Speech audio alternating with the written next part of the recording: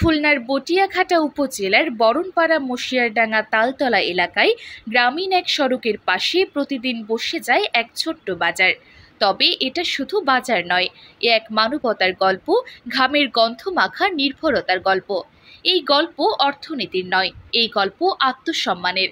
এই গল্প ক্ষুধার বিরুদ্ধে মাথা উঁচু করে দাঁড়িয়ে থাকা একদল মানুষের, যারা নিজেদের বাড়ির কাছে জন্মানো আম, কলা, তরমুজ বা তাল বেচে রোজ বাঁচার গল্প লিখছেন।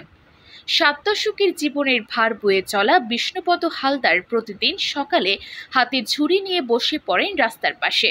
কলা, আম, তরমুজ কিংবা পাকা তালের ঘ্রাণে ম ম করে চারপাশ। তার পাশে বসে থাকেন শান্তিবালা, খুকুমণি রায়, উজ্জ্বল রায়, মহাদেব মিস্ত্রি। সবার ঝুড়িতেই নিজ বাড়ির গাছে পাকা ফল।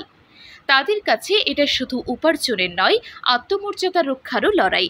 কোনো হাঁকডাক নেই, দামাদামির শব্দ নেই, আছে মমতা, আন্তরিকতা আর আত্মীয়তার আমন্ত্রণ।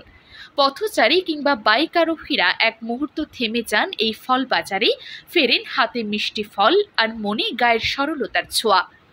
একখণ্ড ফলের দোকানে প্রতিফলিত হয় একখণ্ড সমাজের ভালোবাসা। তারা কারো মুখাপেক্ষী নয়, সরকারি ত্রাণ বা অনুদানের অপেক্ষায়ও নয়।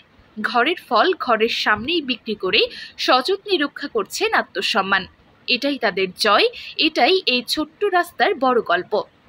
এই তালতলা পাড়ার ছোট্ট এই পথটাই যেন বাংলাদেশের মানুষের মাটির টান, গাছের ছায়ায় বাঁচার দৃঢ়তা আর হাসির ভেতর লুকিয়ে থাকা কষ্টের গল্প।